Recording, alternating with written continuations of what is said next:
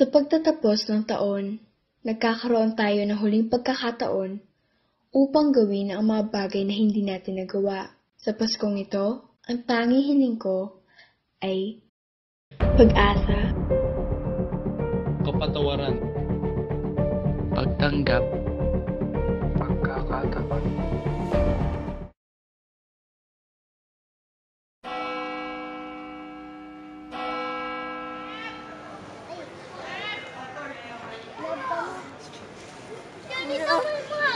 Paano ka? Patayin mo dito. Halika dito. Lamig. Nilalagdat ka yata. Tahan na. Wait lang ah. Hahanap ako ng gamot mo. Hahanap ako. Saglit lang ah. Babalik si kuya. Babalik ako. Hintayin mo lang ako.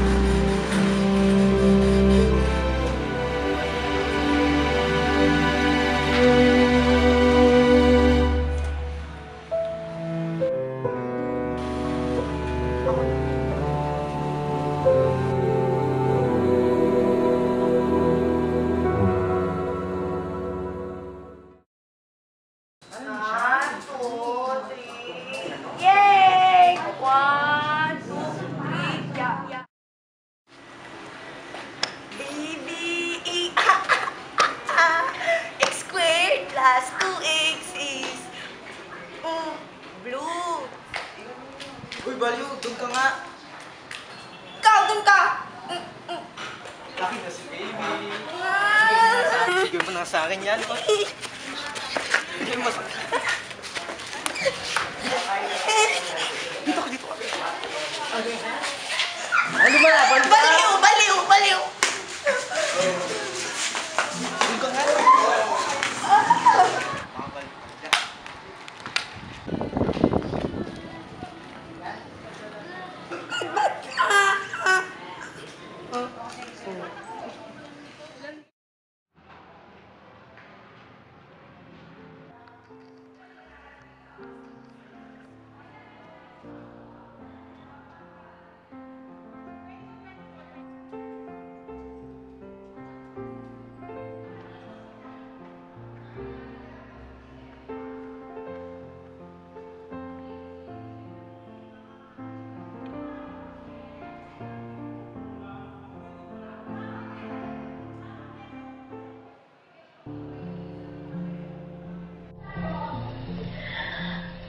Tatlong taon na po nang yumao ang aking anak at iniwan ako ng aking asawa.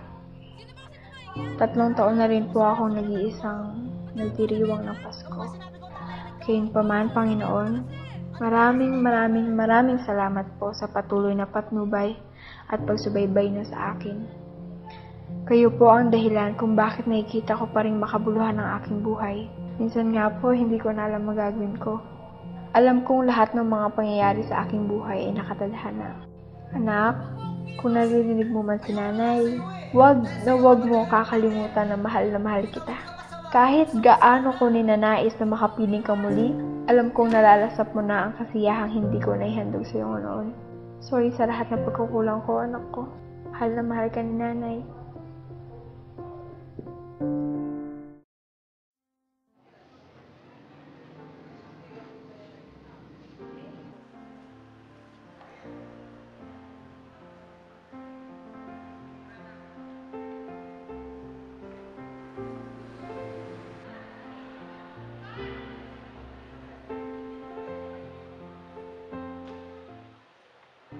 Panginoon, patawarin niyo po ako sa lahat ng aking pagkakamali. Isa po akong kabiguan bilang isang ama. Napakalaking kasalanan po ang aking nagawa sa aking mga anak. Namiss ko na po sila. Hindi ko man po naibigay ang mga nararapat na tungkulin bilang isang padre di pamilya. Sana, ngayong Pasko, makasama ko sila muli. Kumusta na kaya sila? Kung saan man po sila ngayon. Sana po masaya at maayos ang kanilang pamumuhay.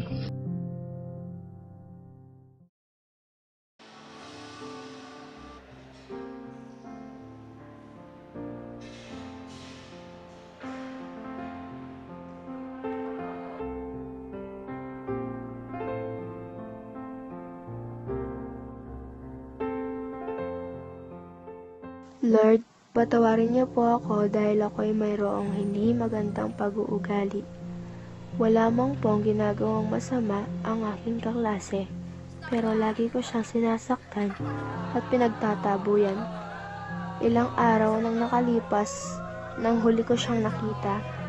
Sa aking balita, ay ilang araw na rin siyang hindi lumalabas at nakakulong sa kanyang kwarto. At kung lalabas man siya, ay para kumain lamang. Hindi rin daw po siya kumikibo kapag kinakausap siya ng kanyang mga magulang. Alam kong isa ako sa mga dahilan kung bakit siya naging ganon.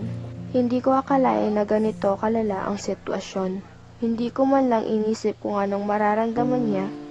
Siguro, kaya ganito ako ay nawawalan na ng oras sa akin sina mama at papa dahil sa kanilang mga trabaho.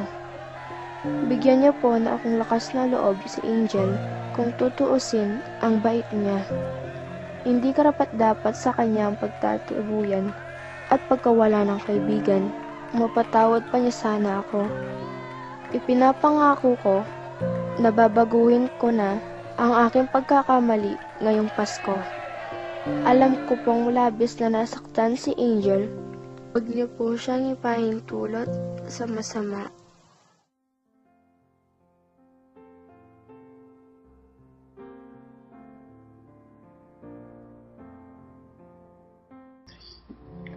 Hi, Lord. Kumusta? Ako to, yung anak mo. Bakla. Walang kwenta. Kasalanan po ba to? Sabi nila, oo. Kayo po ba? Simula pa po nung bata ako, alam ko na po ang tunay kong pagkatao. Mayroong mga pagkakataong naisip ko. Bakit ba ako ganito? Maraming taong may ayaw sa akin. Lagi akong tinutukso. Hindi ko po lubos na maintindihan kung ano ang mga nakikita nilang mali sa akin. Lord, thank you pa rin po ha. Tuwing nasasaktan ako o kaya may problema, I am aware na pinaparamdam niyo sa akin na hindi ako nag-iisa. I do not wish harm po para sa mga nananakit sa aking mga boys dati. Merely, forgive them, O Lord. People may judge and hurt me. Pero with you, I remain strong. Tulungan niyo po akong umintindi ng tao at mas maging mahusay sa pag-unawa. Nais ko po ngayong Pasko ay magkaroon na ng pagtanggap sa mga katulad ko. Not only gays po, pero sa lahat po ng klase ng mga tao.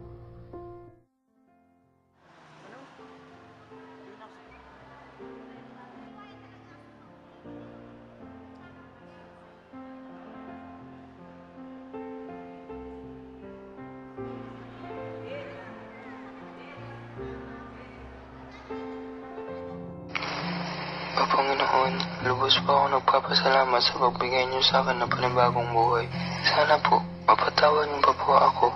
Alam kong napakalaki ng aking pagkakasala. Lalong-lalo na, alam kong hindi tama ang pagnanakaw. Pero pinili ko pa rin ipagkaloob ang aking sarili sa kamalian. Humihingi po ako ng tawad. Bigyan niyo pa po ako ng lakas ng loob para magbago. O Diyos ko, mahal na mahal ko sila. Tulungan niyo po ako ng mahon para sa aking pamilya. Nabis akong nagsisisi. May mga bagay na may tuluyan na nagbago. Pero sana panibagong buhay na ito, maging matiwasay na aking sarili, mga asta ko at mga desisyon.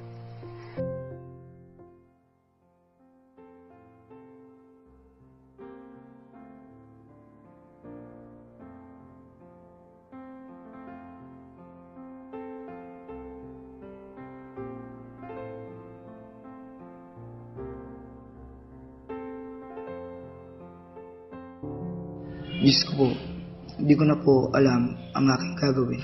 Hirap na po ako sa aking pinagdaraanan. Labis na po akong binabagabag ng aking konsensya. Sana po ay patawarin niyo ako. Labis ko pong hinihingi ang inyong tulong. Bigyan niyo po ako ng sapat na kaalaman at lakas ng loob pang gawin ang karapat dapat. Gusto ko na pong talikuran ang paggamit ng droga at ang hiling ko ngayong Pasko ay ang bagong pag-asa. Pinagdarasal ko po ang kaluluwa ng taong pinaslang ko dahil sa droga. Pinagdarasal ko na rin po ang kaluluwa ng taong aking napaslang dahil sa impluwensya ng droga. Tinabag ko ang isa sa inyong mga utos at labis ko na po itong pinagsisisihan. Panginoon ko, sana po ay patawarin niyo ako.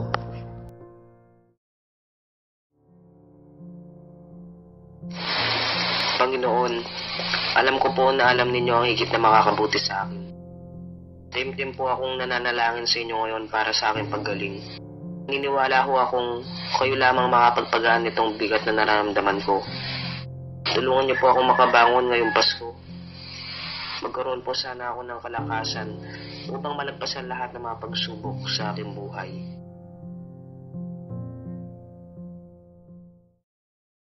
Sa ngalan ng Ama, ng Anak, at ng Espiritu Santo.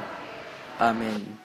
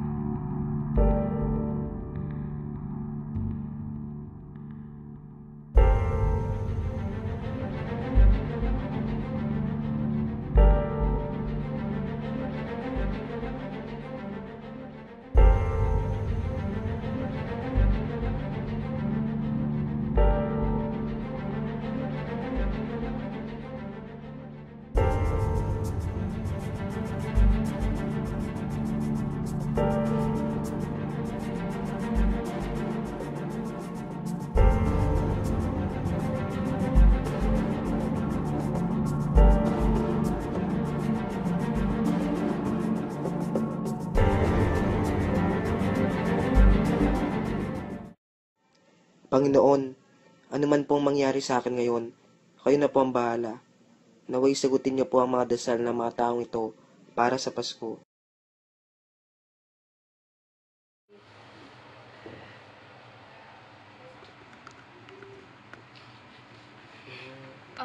Gising ka na pala. Alright na.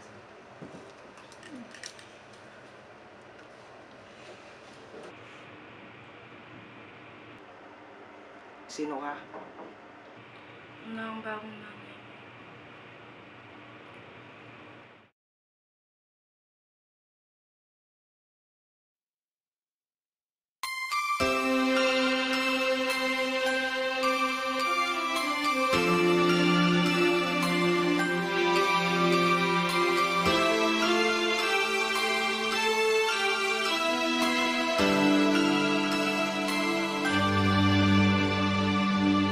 Pasko'y may dalang himala, malakas mang ulan, ito'y titila. Duhusap, pagpapala, may kapiling ang nangungulila. Anumang lungkot, tayo'y aahon. May lunas sa sukat ng kahapon. Sa isa't isa'y mayroong paglingap.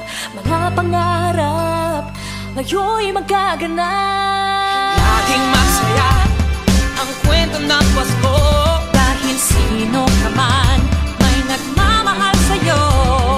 Ngayong Kapaskuhan ang pangako ko.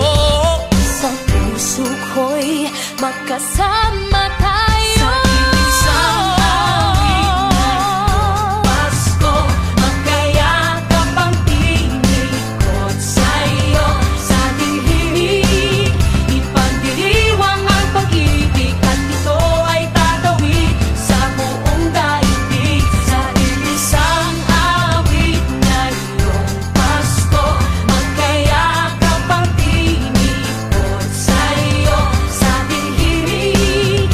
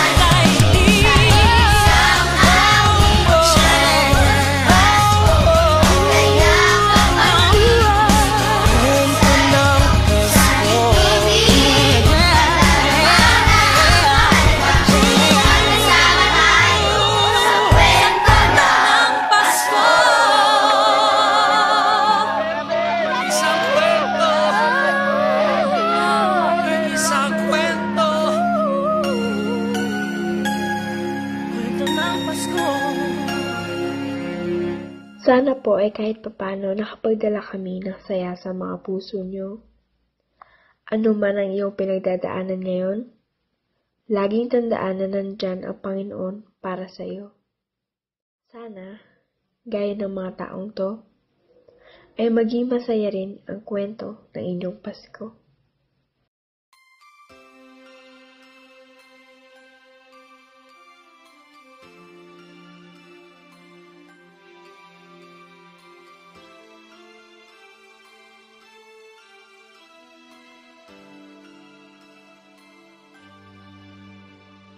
Bawat Pasko'y may dalang himala.